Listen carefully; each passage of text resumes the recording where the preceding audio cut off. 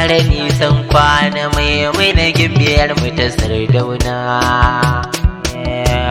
Maman Fadila Allah tsare ki, diyar Barau ya na ɗauke, mai tsirku baki masa masauki, giwar Sardauna kin fi gabanki, ki te a sanna ba da gudunki, farar uwa mu bi ki masauki, matar Aminu kin fi gabanki, hannu da shuni ba mu gudunki, maman Fahad halin da salki, ba za na boye duka hali ba, ga ilimi gare ta minari, ga zara gawa take makari, guri ba ya rufe mai shi tauri, Allah yake tsarin ki mafari, farin halin ki ba ya disashe, sai ya saka ba a taba kushe, kare ki murmushi bai gusashe, bakin hali yake saka haushi, maman Fadila ba ta da kishi, kowa da nasa zai faɗi kyansa, Maimuna wacce ba a gudunta, mai zaki bakin sai ya yi tsutsa, Maimuna gimbiyar da kasassa, bangon zuma mu bi ki mulasa, kin sha gaban sai banga kamar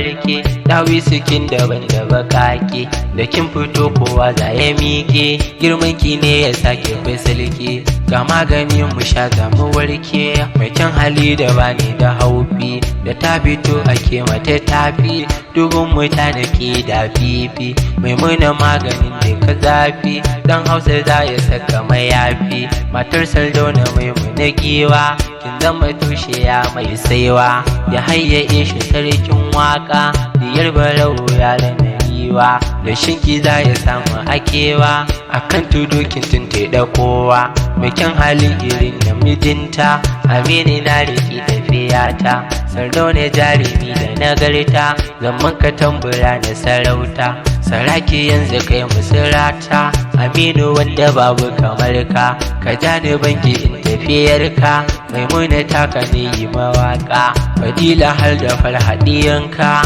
Fahad da Faisal duka ɗiyanka, ya hayyaye shi sarkin waka, Maimuna na shigo a gidanki, in baya gunta na bai saraki, komai da na wada ta yi ɗauki, ado da zinari sai wuyanta, kaji yar gidan masarauta, a nan na karkarewa kar girman da ne wa gimbiya ya haya ishuwa. Allah ya ƙara nisan kwana mai na gimbiyar mu ta Sardauna.